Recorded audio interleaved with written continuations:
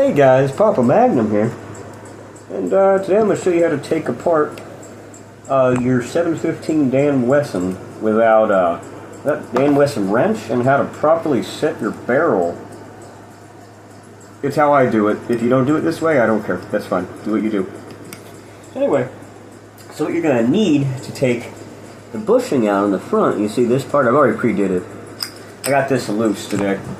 So, you don't got the Dan Wesson tool. You want to go get some feeler gauges. You want to get some pliers, and you want to go get these thick. These are Pittsburgh. They're going to probably break when I do this, but you know, $5 for a tool, whatever. You want to use this to insert basically into these two grooves around here. And if you look, this actually has the perfect threads that when it goes around the threads of the barrel nut, it goes in the threads and it doesn't destroy them when you clamp down on them. You're going to want to take it, do it like this, you know, hold it, and then you got to turn it back and forth, you know, on the nuts here. Well, I'll show you more in a second when I'm actually putting it together, but yeah, that's pretty much how you want to do it. You know, you take the nut off, you know, unscrew the end of the nut,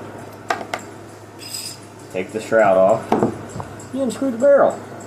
I already pre-cleaned and lubricated this, but you know, you want to take and you want to use some lubricant to clean your threads, maybe a wire brush, not too abrasive, you know, because these are fine threads.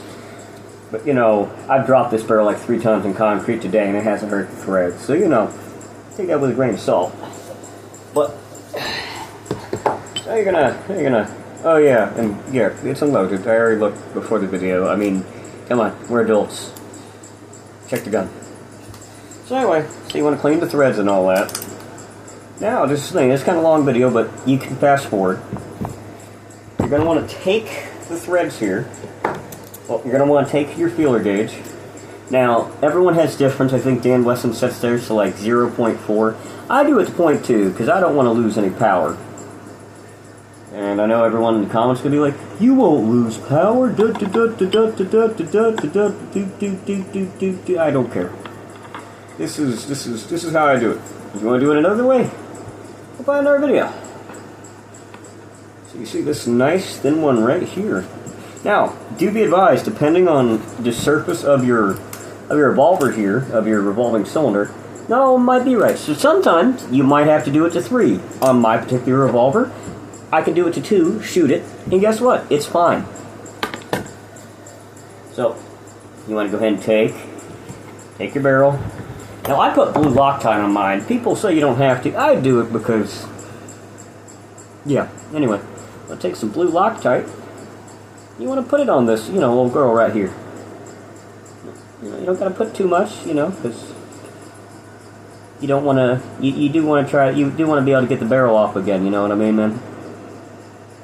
You know what I mean. All right. So anyway, put way too much already. I don't care. Don't put that much. Then you're gonna make sure you screw it in right, because these threads are very thin. Don't cross thread them. Now, I'm gonna screw it in with a Loctite on the threads.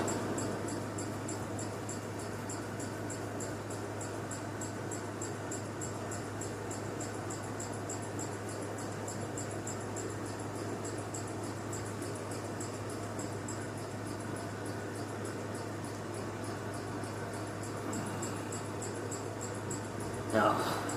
Yeah, see, I use too much Loctite, so you're gonna, I guess we'll be sparing with it.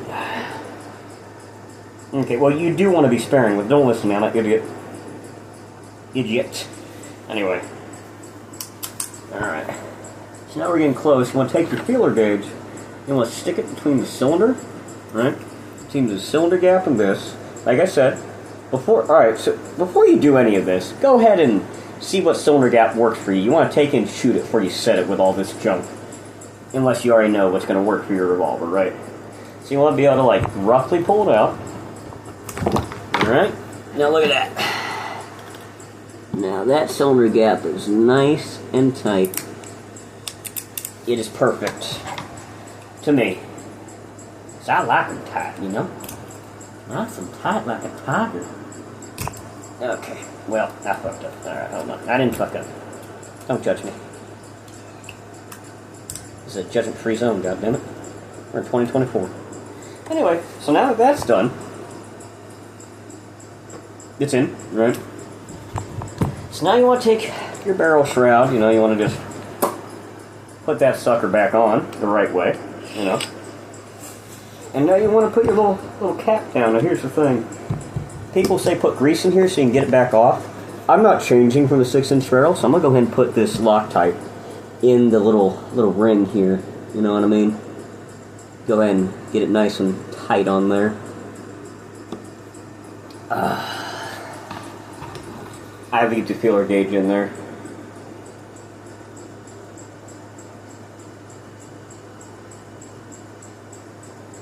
So now, you can do it with the pliers, but I'd just say do it with my fingers because, you know, it's gonna be quicker that way. Don't put this much Loctite if you don't want the gun to be permanently like this. Like I said, this is just what I do because I make Bubba's piss and hot hand loads and all that.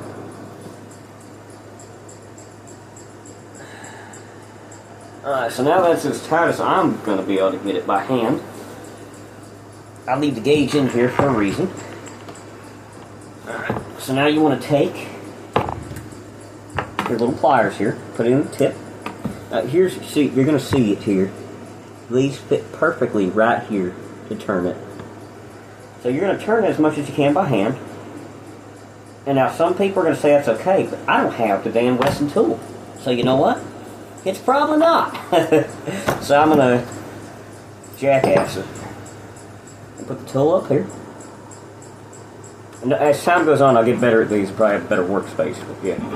Anyway, so you're just going to take it. You know, you probably want some kind of vise, but I'm an idiot and don't have that. And now you want to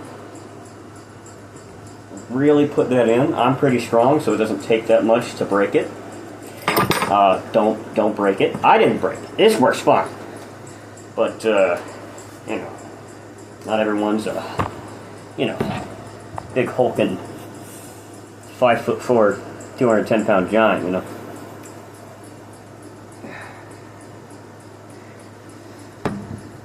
Oh, so you wanna once you put the Loctite on, it takes 15 minutes to 3 hours. I use blue Loctite, by the way. Don't use stuff that's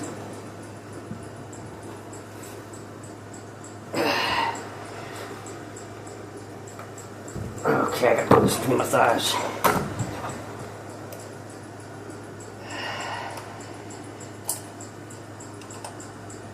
My big meaty thighs. Yeah, come on, bitch. You know what I need you to do, girl. Oh, God. I didn't say this was a perfect way now. Not everything looks as easy as it is. I'm sure there's people that make this look a lot easier, but I'm not one of them. And you know what? That's as tight as it's getting. Now you can see there's a cylinder gap there. And I check it.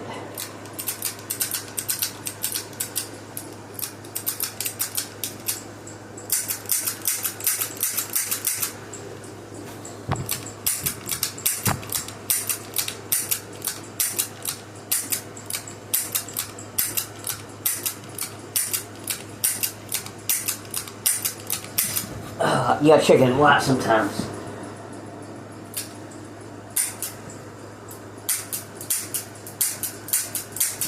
Yeah, this one is perfect. Let's see my fat titties. Anyway, this one's good now. Pretty sturdy. There's no more barrel shake. It's nice and put together. And that is how Papa Magnum puts his magnums together. As I said, results may vary for you. You might not want to put it together this way, you know? Go buy the actual tool. Use different stuff. This is why I do. Peace out. Remember, don't get raped.